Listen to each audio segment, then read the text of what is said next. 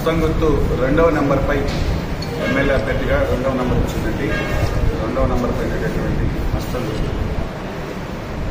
కార్యక్రమం నిన్న జరిగినటువంటి కాంగ్రెస్ పార్టీ కోవూరు బహిరంగ సభకు వేలాదిగా ఇచ్చేసి జయప్రదం చేసినటువంటి కాంగ్రెస్ పార్టీ అభిమానులకు, రాజశేఖర రెడ్డి గారి అభిమానులకు, అదేవిధంగా ఆ సభకు విజయప్రదం చేయడానికి పనిచేసినటువంటి మండల స్థాయి నాయకులకు, డీసీసీ ప్రెసిడెంట్ గారికి, బొప్పుల రాజు గారికి, అధిష్టానానికి, ముఖ్యంగా మా పీసీసీ ప్రెసిడెంట్ ఇట్లా నేను అభ్యర్థిగా మీరు వచ్చి నన్ను బలపరచమని అడిగిన వెంటనే చాలా టైట్ షెడ్యూల్లో కూడా వచ్చి కాంగ్రెస్ పార్టీ సభను అడ్రస్ చేసినందుకు ప్రత్యేకంగా పేరు పేరున అందరికీ హృదయపూర్వక నమస్కారాలు తెలియజేస్తూ కృతజ్ఞతలు తెలియజేస్తున్నాను.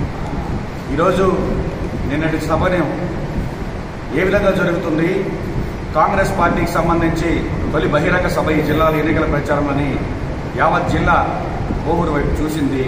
సభ సక్సెస్ అవడంతో కాంగ్రెస్ శ్రేణులన్నీ తిరిగి ఉత్సాహంతో జిల్లా అంతా కూడా పనిచేస్తున్నాయి.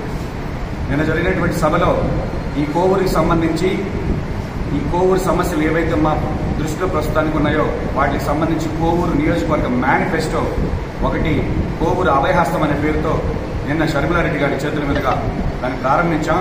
దానికి సంబంధించినటువంటి ప్రతులన్నీ కూడా ఈరోజు మీడియా ముఖంగా మీ అందరికీ కూడా ఇస్తున్నాం. తాగునీటికి ఇబ్బందులు పడుతున్నారో రాజన్న జలధార అనేటటువంటి పేరుతో ప్రతి గ్రామంలో పంచాయతీ ఓవర్ హెడ్ ట్యాంక్ అనుసంధానంగా ప్రతి గ్రామంలో ఉచితంగా మినరల్ వాటర్ ప్లాంట్లు ఏర్పాటు చేస్తామన్నది మొదటి హామీ. అదేవిధంగా ప్రతి ప్రభుత్వ పాఠశాలకు ఏదైతే ఈరోజు 3వ తరగతి నుంచి 10వ తరగతి వరకు హై స్కూల్ సిస్టమ్ తీసుకొచ్చారు, 1-2 తరగతుల్లోనే ప్రైమరీ ఎడ్యుకేషన్ ఆగిపోతుంది.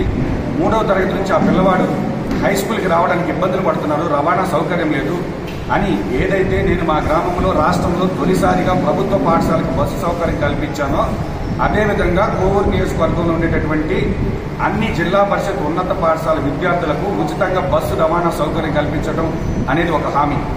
అదేవిధంగా అన్ని గ్రామాల్లో 100% సీసీ రోడ్లు, డ్రైన్స్ మరియు తాగునీటి సౌకర్యం అది ఒక హామీ.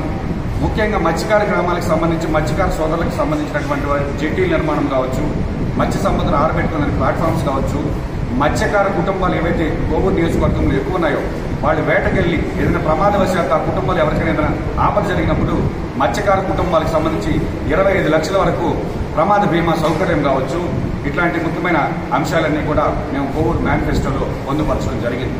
కోవూరు సెంట్రల్ లైటింగ్ కావచ్చు, రోడ్డు విస్తరణ కావచ్చు. ఈరోజు కోవూరు గురించి ఎందుకు మనం మాట్లాడుకోవాలంటే కోవూరు ఏదైతే నియోజకవర్గ హెడ్ క్వార్టర్స్ అయింది, కోవూరు బజార్ సెంటర్లో నేను నిన్న మీటింగ్ చూస్తుంటే అక్కడ ఒక బస్ స్టాండ్ ఉంది, దాతలు కట్టినటువంటి బస్ స్టాండ్.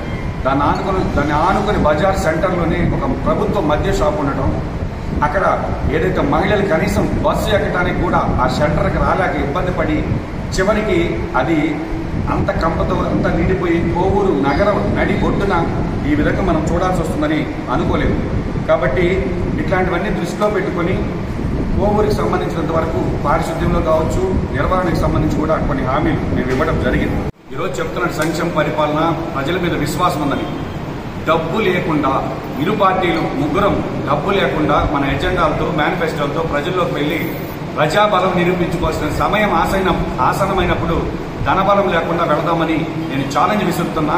ఖచ్చితంగా ధనబలం ఈరోజు కోవూరు నియోజకవర్గంలో పనిచేయదు.